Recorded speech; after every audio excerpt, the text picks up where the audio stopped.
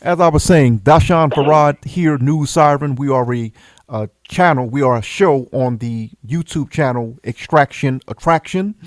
Please subscribe to our channel. Tonight we're joined by behavior architect Dr. Cleo Manago. He is the founder of the Anasi Center out of Los Angeles, as well as the Black Men's Exchange in Baltimore, Maryland. He is a political commentator. He has appeared on national television and radio programs for years.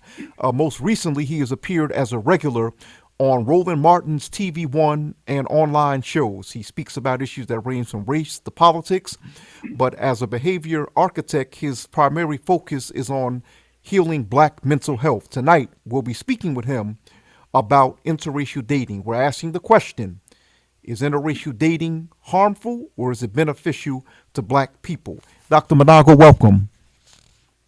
Thank you for the invitation. Good to see you. Definitely.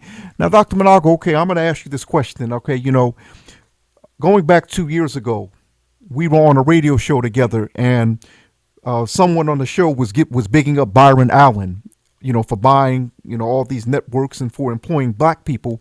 And you made the question, you actually said, you made the point, you said, but he's married to Becky, a white woman. You said we always have to look at that. Now, you and other people, other Black folks who would be considered conscious or African-centered or nationalistics have expressed deep concern about interracial relationships. What is your issue with Black Black-white relationships? All right, well, let me first contextualize my concern because it's not really my issue. I'm sure you must have heard about Kenneth and Mamie Clark's doll test that they first introduced to us in the late 1930s, early 1940s. Razel, can we get his volume up a little bit? I could barely hear him.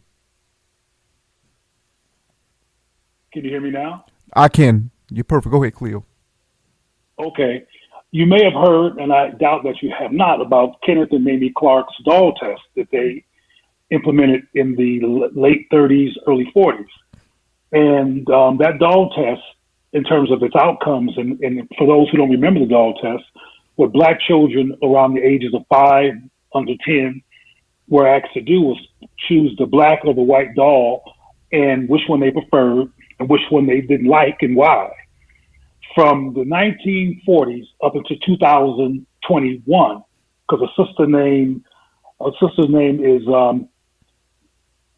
Tony Sturdivant. She's a professor at Texas A&M. Just did the test again in February of this year, and the same outcome keeps occurring.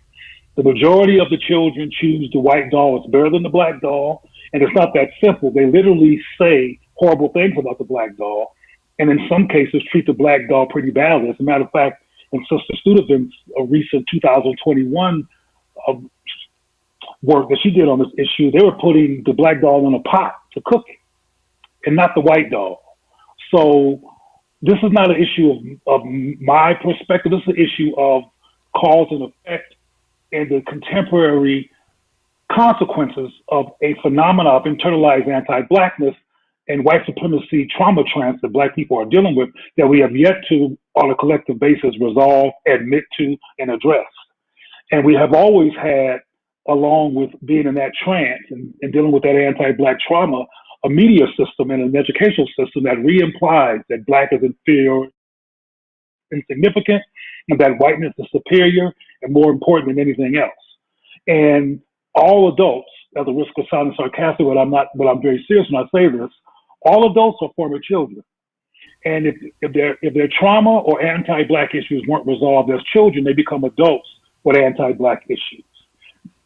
Secondly, when I was an undergrad at New College of California in San Francisco, I literally did a research project on interracial dating where I asked 500 people, Black and white, who were in interracial situations, why they were in them. And the majority of the Black people's perspective was anti-Black. Now, there were some exceptions, but the majority of the Black people were in these situations based on a negative reaction to Black people and a desire to be up close to who they thought was more superior, more beautiful, and more deserving of their time based on race. The white people's perspective was not necessarily based on an anti-white perspective. It was often based on fetishization, some fascination with skin color and hair, and fetishization of a look. But the black people were having, in most cases, an anti-black reaction that became marriage or a relationship. So I studied this. The Clark studied this. Recently, in 2021, a sister named Tony Studevant, again, a professor at Texas A&M, did another recent black doll test study, and the results were the same. And some of these people in these interracial situations as adults are involved in an adult version of choosing the white doll for anti-black reasons. No, go ahead. I'll let you finish, Doc. Go ahead. I'm sorry. I was finished for the moment. Okay. Now, Dr. Manago, I have to ask you this question, okay?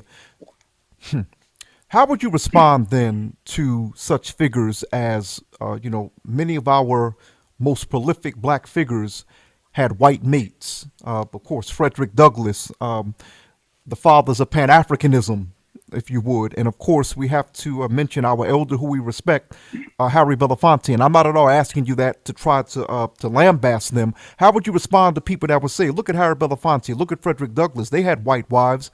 Why is that? Or Maya Angelou had a white husband. She was very prolific or very progressive in our struggle. Why should it matter if one of us has someone that's outside of our community?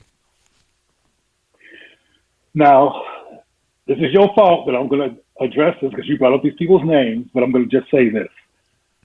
As you've heard me say many times before, Doshon, there's a difference between fighting for the right to access white people's spaces, to access white bodies, and to access a life that's not determined by race so you can mimic white people and have equity. That's one agenda. There's another agenda, which is different than that one that looks the same on the surface, is fighting for black power. Fighting for black power and the affirmation of black people and blackness and black power, in most cases, does not include a white partner. But if you're fighting for equity, quote unquote, as I said earlier, and if you're fighting to be able to have the same things that white people have, that's a different fight. Black power, black protection, black empowerment, blackness. That's real different. I mean, how many people who you know who are fighting for reparations very explicitly and specifically who have white partners? Now, if you look at the people that continue, I'm sorry. If you look at the congressional conversation that occurred last year, I think it was last year, maybe the year before, and you looked at the black people who were against reparations, the majority of them had white partners. 2 years now, ago. there's exceptions to everything. So I don't want to be completely universal, but disproportionately, I'm correct. So, Dr. Manago, my question to you is this here, okay? And for those of you that are just now tuning in, the reason why I'm taking my headphones on and off is to avoid hearing the echo. It's very annoying whenever I'm on air. Okay, but I don't want you to think that I'm tripping out, have OCD, any of that. Dr. Manago, how would you then respond to people? And we've seen this for quite a few years now on social media. And we've actually seen pictures being put up of children who look like they could be, as they say, biracial or multiracial. And people have said, well, the best way to end white supremacy and racism is by black and white people marrying. If black and white people were to get together, have children, that would end racism and white supremacy. What is your response to that? And I'm sure you've heard that before. There's a ton of excuses that people make to not affirm blackness. Just like there's tons of excuses people make to continue to use the N-word, things like we're reclaiming it and all kinds of irrational perspectives that have no baseline of success in terms of that being something that's necessary or helpful to black people. But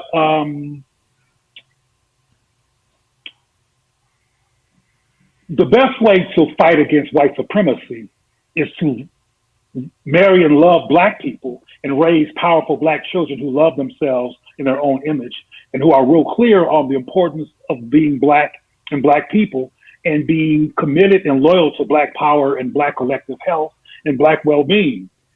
What the most important and powerful resistance to our oppression is to love ourselves and raise other people who are, for lack of a better term, soldiers toward the goal of empowering black people. And by the way, that's what everybody else does. That's what white people do in many groups. That's what Jews do. That's what a lot of Asian groups do. They raise their children they know and expect that they're going to be affirming being Asian their family, their community, and helping to leave a legacy that's in the affirmation of their people.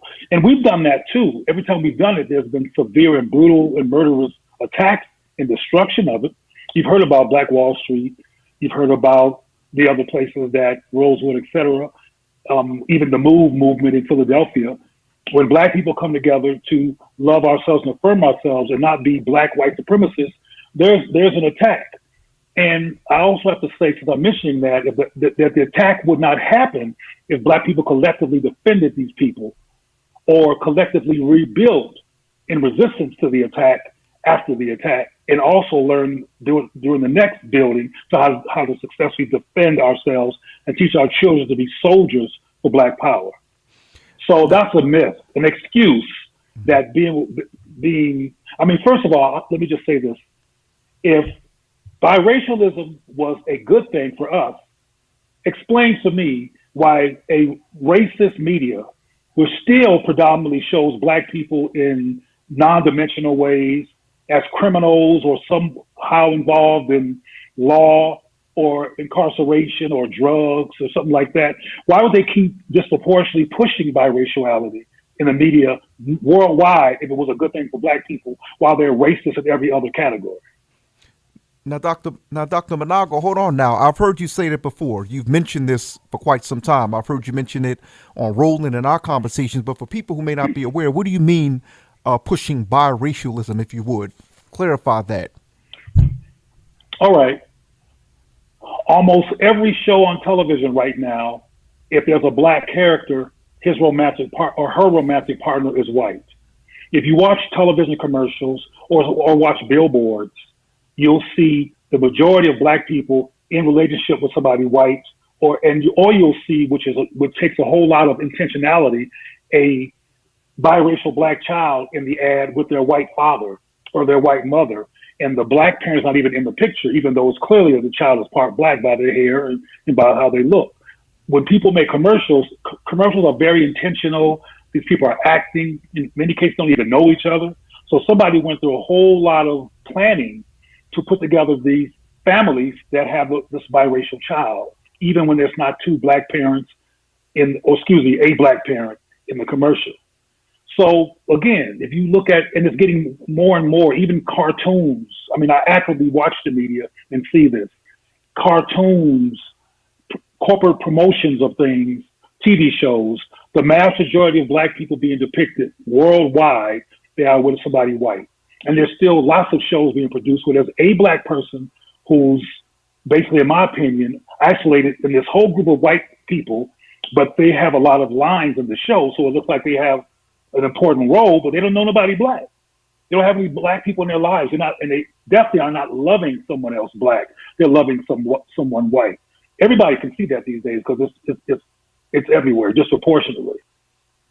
Now, I've also heard you mention, you've given actually historical examples of multiracial relationships not working. You've mentioned South Africa. I think you've mentioned Australia and South America.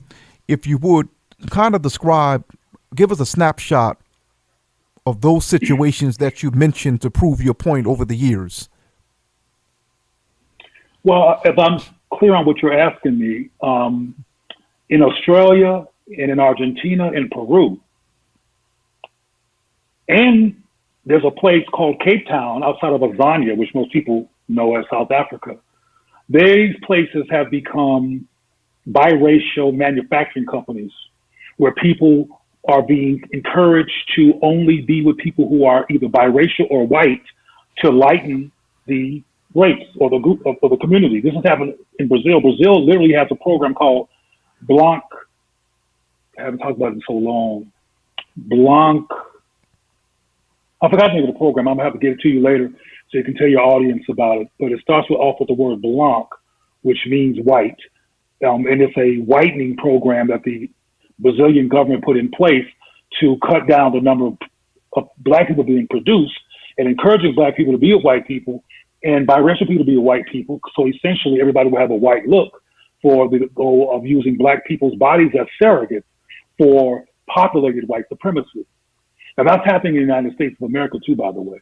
I mean, this disproportionate push of showing images of black people with white people, it's not just some generic neutral thing.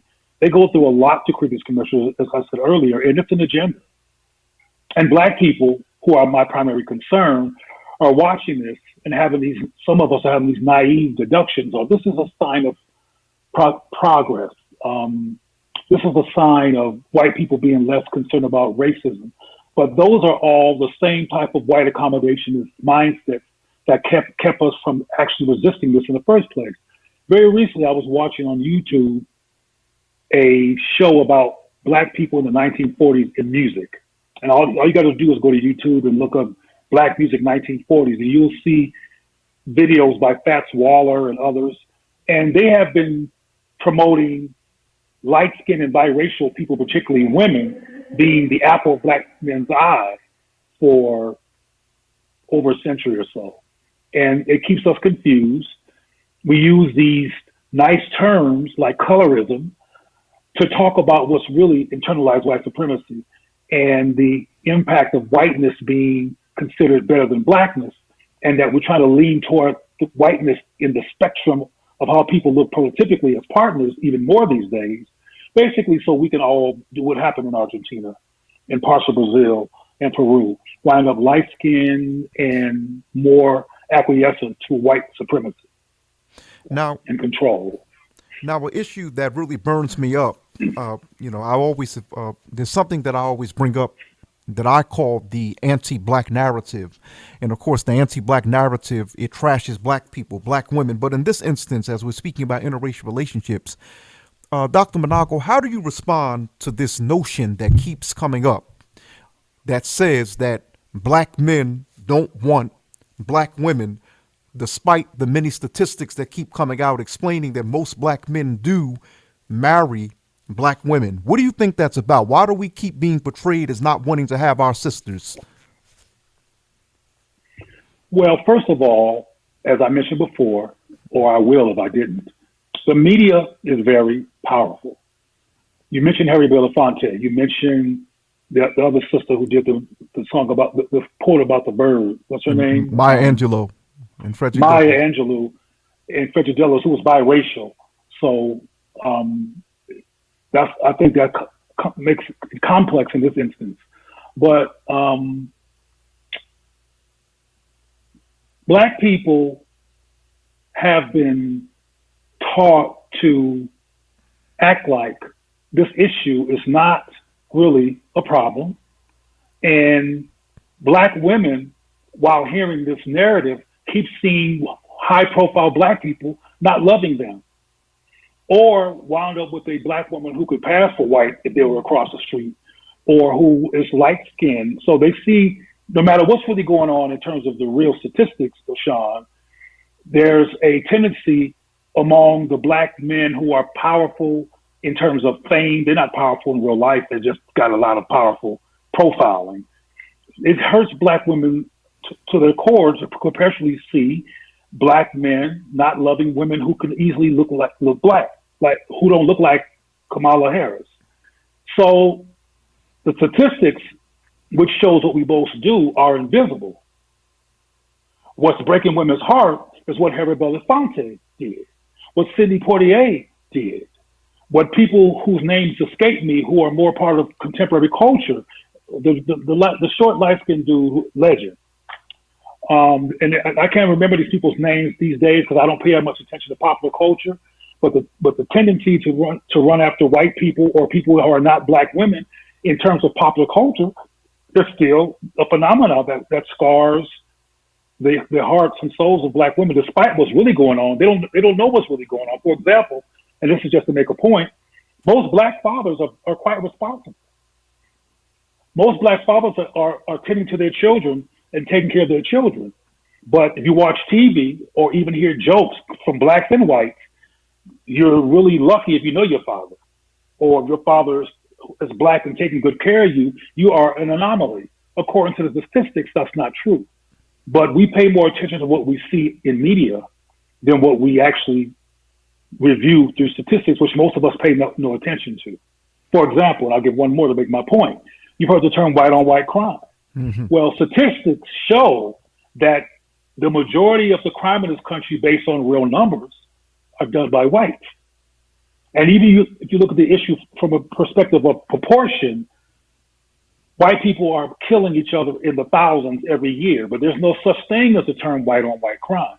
But there is such thing as the term black on black crime. So my point to you is that all these implications and messaging, despite the facts, creates wounded black people who don't know the facts.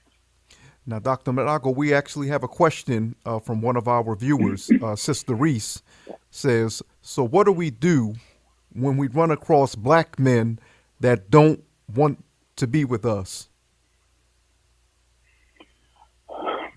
Well, I'm going to answer this question in two different ways. First of all, black women and black men, but I'm going to refer this to a sister because that's who asked the question, have to learn to love ourselves in our own image and learn to radiate self-love and not woundedness and disappointment in terms of how we show up. Because if you show up wounded, skeptical, and disappointed, you're going to be likely disappointed with who you attract because your whole spirit is traumatized and you're not in control of what you attract. So if you are a black woman who feels good about themselves, who's learned to be comfortable in their body, and who's learned to exude self-love and confidence, trust me, you'll be able to find a black man who will be interested in you. But if you're tiptoeing and waiting to be hurt or walking around wounded, you're going to turn off people unconsciously when you don't mean to.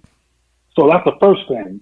What you got to do, and another thing that we have to understand, and this frustrates people because they want what they want now, we have to start actively raising black children to love themselves in their own image and to value black people and to value the concept of black partners.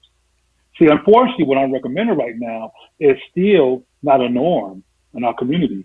We still are doing way more adaptation to white supremacy than repair and transformation outside of that trance into a place of self-love and respect for being part of the black community and black people.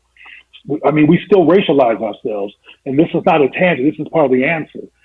I've seen just a few weeks ago a black parent telling their child in a public place, bring your black AFF over here, or else I'm going to beat the black off of you. Well, so Sean, you've heard that kind of phraseology before too, haven't you? Of course. Definitely. Okay. Definitely. Since childhood. Think about it in contrast. You have never heard no Asian say, bring your yellow ass over here so I beat the yellow off of you. Or somebody Latino even. And a lot of us like to make these close associations between black people and brown people do. But you're not going to hear, generally, the Latinos say to their baby, bring your brown ass over here if I beat the brown off of you. Now, let's be clear. This tendency among black people is not because we're defective or deficient. We were the ones who were enslaved and domesticated and completely taken out of our own context that affirmed us relative to this country and brought over here and isolated from ourselves and turned against ourselves and learned to racialize ourselves instead of seeing ourselves as the human beings who happen to be black. We have black asses. Sit your black butt down because white people taught us that. So if you're racializing black people and have a disappointment or an anti-black unconscious, it's going to be hard for you to attract a good brother or a good sister. You might attract somebody with problems who are black because you have a problem that you haven't resolved. But there's enough sisters and brothers to go around for the majority of black people that have black partners if they actually learn to unpack some things that we haven't unpacked. And I'm going to give you a high-profile example. What's her name, the tennis player? Serena Williams. There was a documentary on HBO. I think they have since taken it down because I've been looking for it so I can record it to use it as part of my point. But some of you might remember there was a scene in a documentary about Serena. This is before she married the white dude, where she was doing a tennis practice with her tennis coach, who was a white man. And somehow they got on topics of relationships. And she said on camera, she said, ugh, pink. Ugh, white, that ain't what I want. She said it as a joke, but she was serious at the time, but she didn't want to be really ratchet about it, so she acted like it was funny, like, ugh. And look what she wound up with.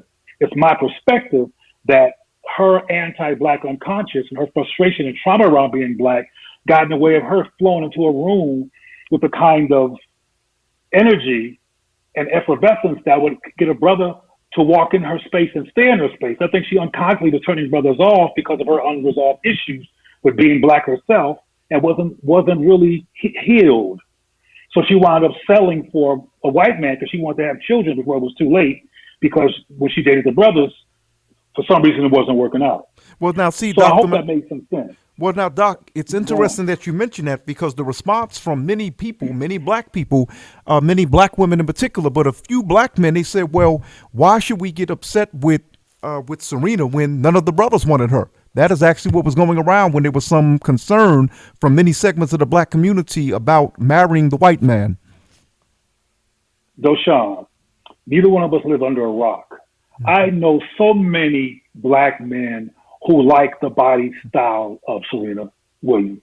Yeah, I'm one of them. Frankly, who like a big booty, thick sister. I'm one of them. Brothers, yeah, I know some brothers who won't go near some skinny, arbitrarily or maybe mixed skinny, whatever. They love them some sisters.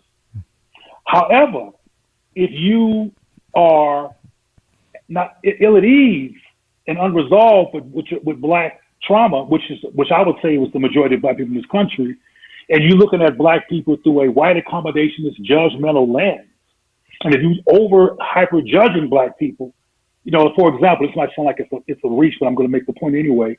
For example, and this is what white people do to our minds, when Dylann Roof shot 12 people and murdered 9 people, we heard a mantra about forgiveness.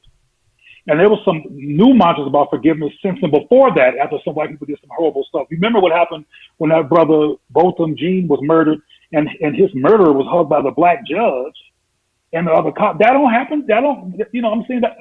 My point is that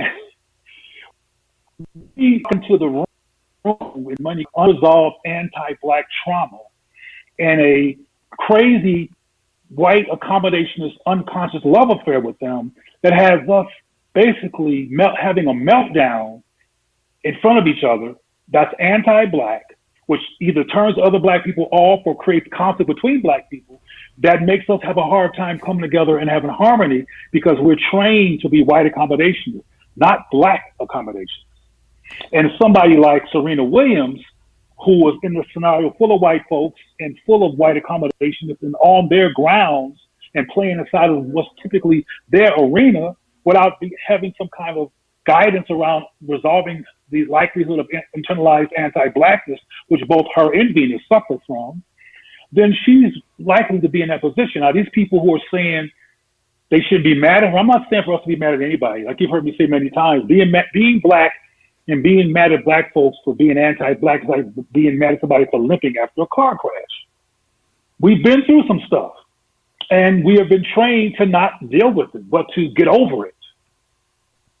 There's a very popular meme that used to be online that I used to use that showed a picture of the Titanic and how we were all upset about what happened with those white folks in the Titanic, and showed some white folks in Hitler's concentration camps and showed the Twin Towers. And we're all supposed to make a big deal out of those incidents whenever their anniversary comes up. But that we were enslaved, you're supposed to just get over it. And a lot of Black people, to adapt to whiteness and be happy, act like they've gotten over it. But we have a high proportion of substance abuse and other kinds of coping mechanisms that are proof that we have not gotten over everything, including in some cases marrying white folks. Sometimes marrying white folks is one of our dysfunctional coping mechanisms as well, as the doll test proves. And people might get on my case for saying this, but I didn't make it the doll test. The doll test speaks for themselves. Okay, now, Dr. Manago, another thing I wanted to address, of course, and just to let you know that these comments are lit up. This comment section is lit up tonight. Okay, what I had to ask you concerning Kamala Harriss. Kamala Harriss is, she has a white husband, and I noticed that a lot of us had noticed last year and 2 years ago when she was running, she didn't immediately reveal that she had a white husband. Do you think that that's coincidental, or do you think that it was a strategy? I mean, see, Doshon, you over there being a journalist, so you ask any question that you know the answer to anyway. No, I don't. I'm not admitting to anything. I'm not saying I know the answer. You're the expert. You're the expert panelist tonight. Okay, and most of us have 20/20 vision, but let's break it down. when Kamala first entered the scene to run for president, she started off on the Howard campus, surrounded by black people, with her alma mater. with her husband, right, with her husband nowhere in the scene. She even would later, as I predicted live on television, I predicted that she was going to wind up somewhere eating some soul food with some hot sauce. And she did wind up somewhere with some soul food and some hot sauce as a picture of it. Somebody happened to have a camera there while she's shaking her hot sauce bottle on some whatever she was eating. These are all ways of playing the black community, like the Democratic Party and even the Republican Party in this scenario. The hot, even George Bush did the soul food thing. But yeah, she played us. Yeah, because now let's look at it in contrast. She didn't play me. Let me be real clear. I was real clear what was going on with Kamala from the very beginning. But right now, there's all kinds of pictures with her and her white husband all over the place. She's done all kinds of interviews where he's sitting right next to her because she's got the pride. She's in place now. She's not running anymore. Matter of fact, the position that she's in now, she didn't have to run. She was selected by the white man who was the leader of the Democratic Party, who's the president, over other kinds of black women who were also options he could have chose. I also predicted on national television that Kamala Harris would either be the presidential nominee or vice president, because I knew she was perfect for a white accommodationist agenda. There's nothing about her, particularly at first glance, in terms of her family or her culture or her profession or what she said, that affirms black people. We already know that she said straight up, I'm not going to do nothing just for black folks. She straight up said that, which I knew was going to help her win. So I hope I answered your question by reiterating what you said and showing the blatant contrast in case anybody is confused about it. She started off at Howard, where she hadn't been in a long time, and she made sure she was seen with black people to get that black vote. And now she doesn't do that anymore in terms of optics, because she got the gig. Now she can talk about her white husband. Matter of fact, there's been at least 2 or 3 articles featuring her that are about interracial relationships. That would have never have occurred earlier when she was running for these positions, because she wanted black support. Okay, now when you say wanted black support, so I take it, Dr. Manago, you're saying then, are you saying that there are still large segments of the African American community who would have had a problem with her being married to this white man, or who have a problem with interracial relationships, period? Well, whether black people had a problem or not, Kamala figured we would. I mean, she's the one who strategically did what she did. I personally think that black people have been trained to actually see biracialism as progress. So I think that's an assumption that she made based on how much time she does not spend around black people. But I do think that the black men, whether it's conscious or unconscious, look at Kamala as somebody who does the same thing to black men that people like Harry Belafonte and others that you mentioned do with black women. They create this clear, apparent rejection, and they have resentment about it. But what made Kamala more problematic is that she helped to incarcerate the disproportionate amount of black men, then went home to a white man. Now that might sound inconsequential, but we have a conscious mind and we have an unconscious mind. And even if we don't realize how things affect us, our behavior manifests things sometimes we don't even know as part of how we actually think on an unconscious basis. I mean, for example, there might have been such thing as a black man who chases white women who still was offended by Kamala for being with a white man. That's just how crazy we can be when it comes to these issues, because we're unresolved. And what I mean by unresolved is we have not collectively sat down and addressed this issue and unpacked it and looked at the impact of white supremacy and the trauma trance on our psyche. I mean, for example, the doll test put out by Kenneth and Mamie Clark has been around and has been showcased on CNN in major media places. And we still, as a community, did not say, okay, wait a minute, this is messed up. This is a problem. This has been going on for so long. What can we do about this? We haven't done that. We just wait for the next test. And this sister, Tony Studevant, just did it again in 2021 and found out that it's still horrible how most black children see black people and see blackness. And we haven't done nothing. We know we go to church every Sunday and we give before white Jesus and all kinds of things like clockwork every weekend. But we're not making it clockwork to unlearn anti-blackness and internalize white supremacy. And we should, and we need to, and we can. Now, Cleo, you had touched on something earlier. You had mentioned, I'm gonna take these off while I ask the question. You had mentioned at the beginning of the broadcast, and just to let you know, these comments are still lit. You mentioned how you find that many black people that are in black-white relationships have, I'm going to paraphrase, self-hating issues, whereas most white people that are in black-white relationships seem to have a fetish with us. What I've found from observation, and I'm not a social scientist, is that, say, when it comes to segregated environments, when it comes to racism, many white people seem to have a problem with black people being in social spaces, or I should say, somebody my complexion, okay? And they've done studies, of course, showing that most white people feel more comfortable with a black man who looks like me as opposed to a black man who looks like you in social settings. Mm-hmm. But I find that within intimate settings, if you would, they will prefer someone darker. Do you find that, what is behind the white fetishizing of black people that we've seen for centuries? What is behind that? Well, first, I hope I can remember the question, because first I have to contextualize what I said regarding interracial dating. What I said was, I never said that all people who are in interracial dating were self-hating. I try to put my comments in a scientific context when I can. I said that majority of the black children tested to choose the white doll and the black doll choose the white doll.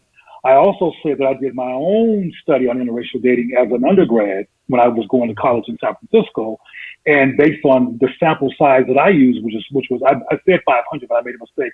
It was 300 people. Based on the 300 people that were in my sample size, the majority of the black people were white people for anti-black reasons. That's what I said.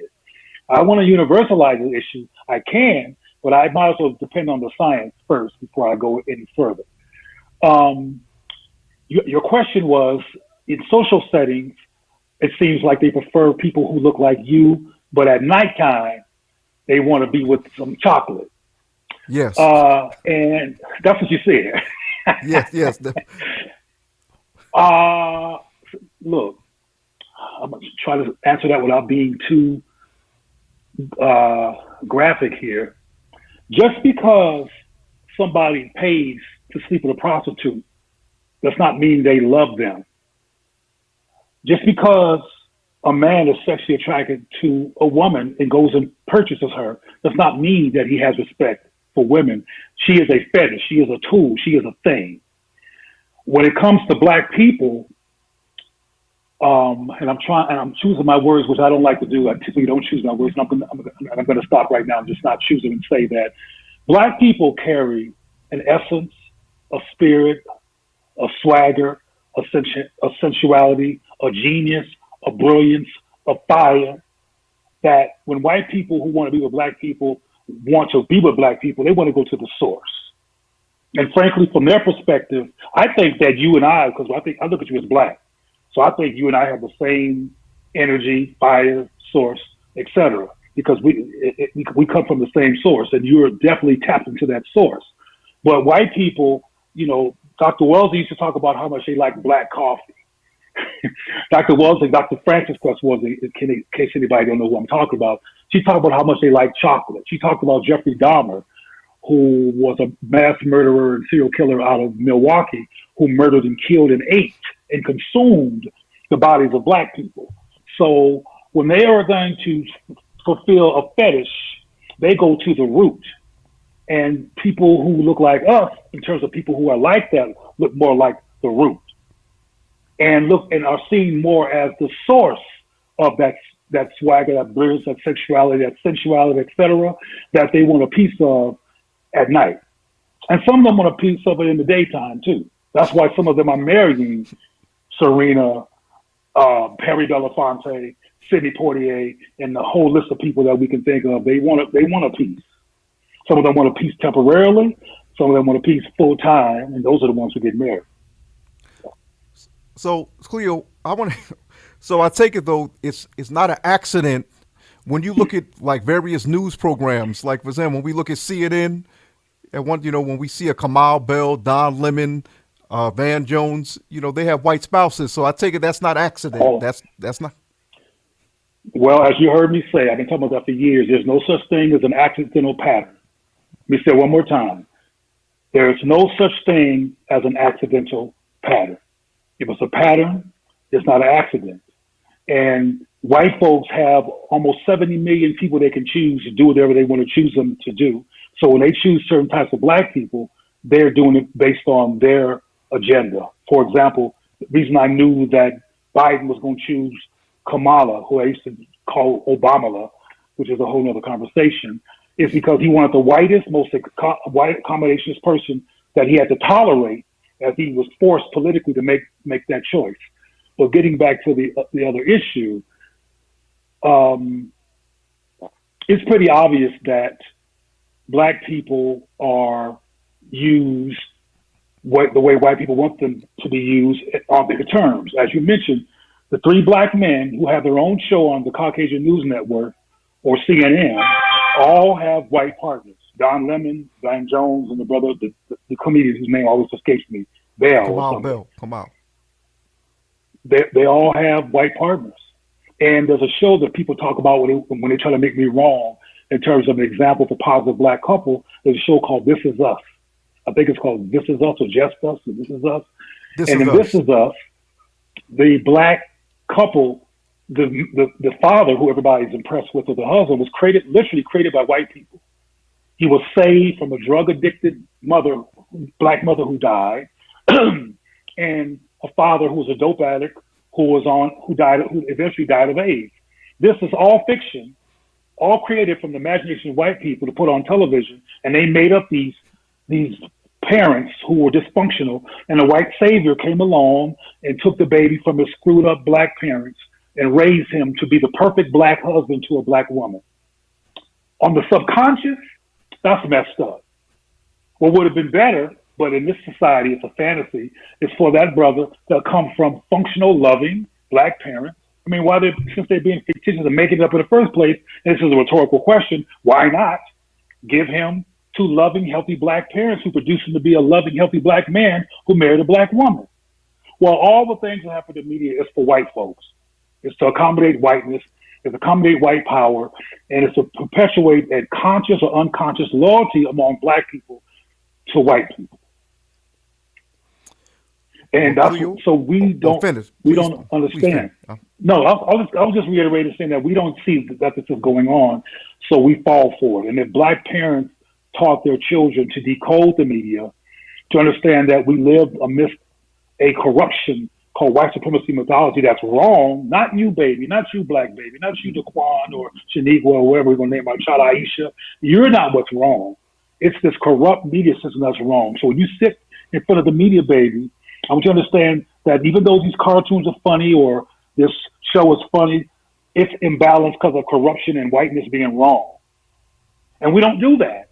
So we wind up telling our children to sit their black asses down and creating this perpetual racialization, anti-black, black subhuman implication that has us either marrying somebody based on that they're not black, or not trusting black people ourselves and constantly and turning them off and never being able to find a black partner, or not loving ourselves or radiating the kind of self-love that it takes to build a good relationship with somebody else black. Well, Cleo, we're going to get ready to wind down, but I'm just letting you know these comments are lit up. Some of these, someone said that Vice President Harris is loyal to the white male power structure. Says a white man is the head of her household, and she holds the second largest seat in the free world. Wow, we have some other comments. One fact, I want to hear them. I want to hear the comments. Okay, well, sure, Dr. Manago. I'm actually gonna this particular brother here. This is what he has to say. SSM. He said, "I'm hearing this. Good points being made, and I agree. But doesn't homosexuality go along with the same plan of an agenda?" Okay, I'm glad you raised that. Now, I'm here for as long as you need me to be here. And that question has complexity to it.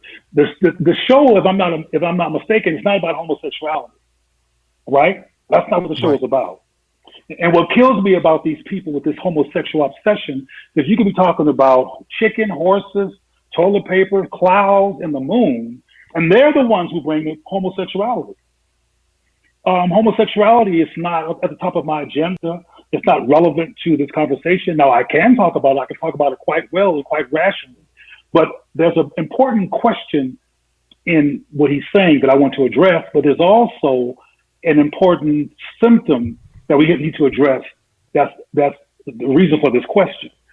Just like we haven't talked about internalized white supremacy, just like we have not prepared our children to navigate through a corrupt society that's that's anti-black, so they can learn to see it and recognize and not internalize the mythology, and so we can have healthy black children who are interested in the progress of black people. For example, the majority of black people who go to historically black colleges don't give back to the college, but white colleges like Yale, et cetera, have a large alumni pool that gives money back because we're not trained to value black. We're also not trained to have a rational engagement around the issue of sexual diversity and gender nuance, which is a phenomenon that preceded Europe and even the United States of America. But this show is not about that. And one thing that is in his question, I think that is true, that may or may not be part of what he's talking about, but the LGBTQ culture and paradigm is a white culture. It's a white and racist culture ran by white folks. Even when they put black people in front of it, the decision makers in the agenda is white. And it's a culture that has been extremely racist. And most of the black people who they showcase, like Don Lemon, are black people who have an asphyxiation for white people and whiteness. And if they're a male, a white male, or if they're a female like Wanda Sykes, a white female. Black people are not making those decisions. Black people love black people, including same-gender loving black people, have nothing to do with that type of portrayal of same-gender loving people in the media. They didn't, we are not involved in that. So what we need to do is have a conversation about this too, that is rational and engaging, so we can find out what people think, what people's reactions are, and then unpack that. But sexuality, I'll close with this, sexuality as a phenomenon goes way beyond what King James has forced down our throat in terms of what we should be doing sexually. The majority of how people operate when it comes to sexuality with a perpetually heterosexual implication did not come from us, it came from religion. So Okay, well, I hope in the midst of that, some of that made sense, because that's a whole nother topic. and Dr. Manago, this same person said that they agree with you, doctor, not disrespecting you. They were just wondering, is there an agenda hitting us from all sides? Yeah, there's an agenda. But you don't have time to get into it. But yes, the white gay community has an agenda. I mean, for example, and don't make any assumptions about my perspective on this, which people will, but I'm going to request that you don't. The reason that we're hearing about transgender issues like perpetually, nonstop, for example, in Baltimore, where there's hundreds of deaths every month among black people, and there's maybe one and sometimes no death among transgender people in Baltimore, before they put a Black Lives Matters sign in the street for the black community at large in Baltimore, they first put a Black Trans Lives Matter drawing in the middle of the street or mural. That's because white gays have a lot of power, and they can make things happen that they want to happen. Even if it's a black person on the poster or articulating Trans Lives Matter, they may or may not realize that they're aping a white agenda among the white gay community, who decided, now that we've dealt with HIV successfully, now that we have same-sex marriage as part of policy in this country, we want to deal with transgender issues. They made that decision. So we hear about it all the time because of the decision they made. And black community does not have a conversation about what I just said. So when we see a black person up there, we think that it's a black decision. No, It's a white decision. And there is an agenda.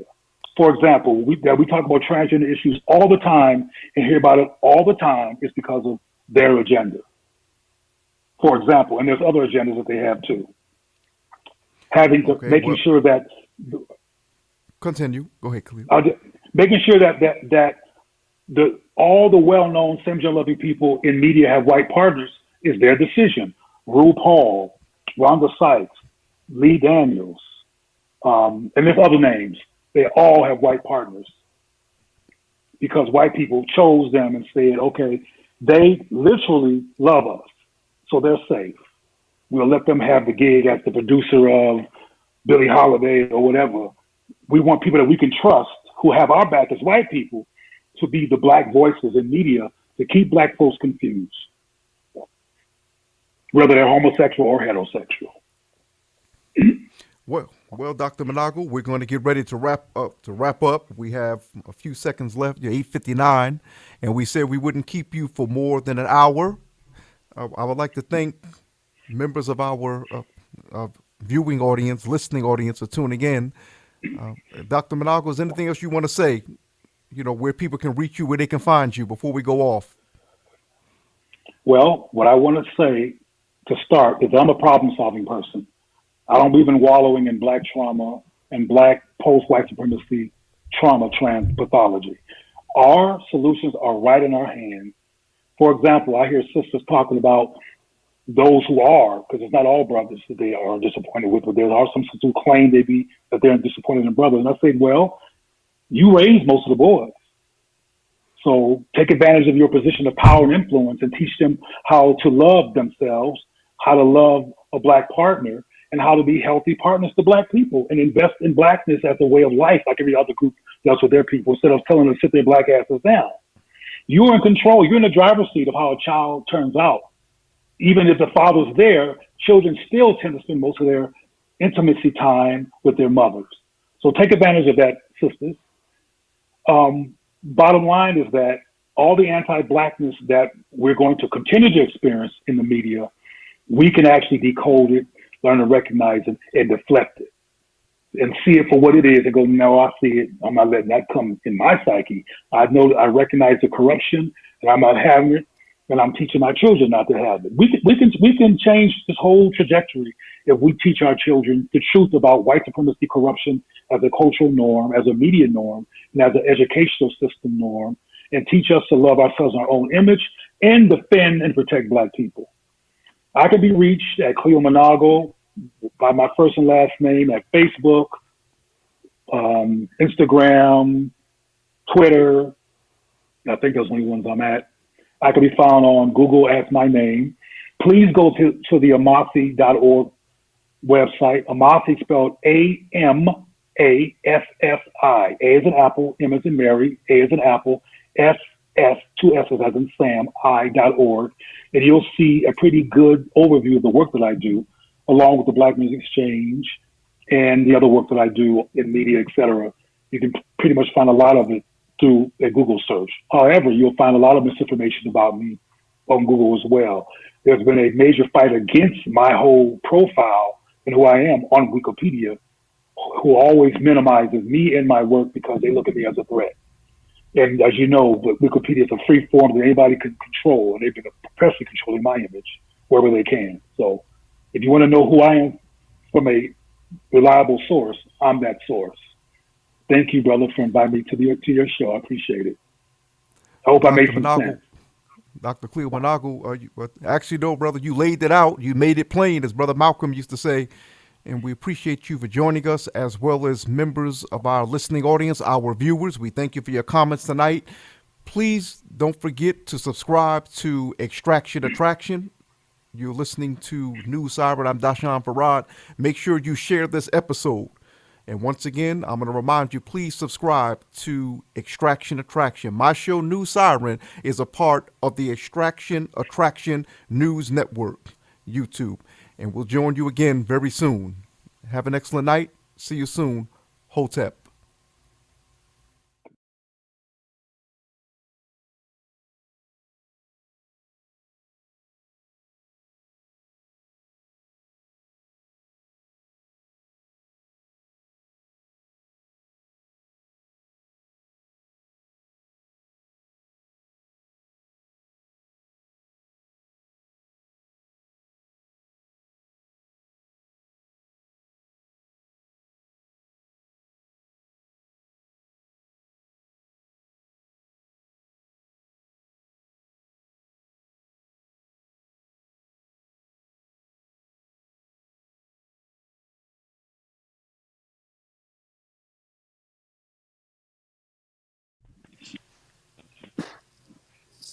Yep. Can you hear me?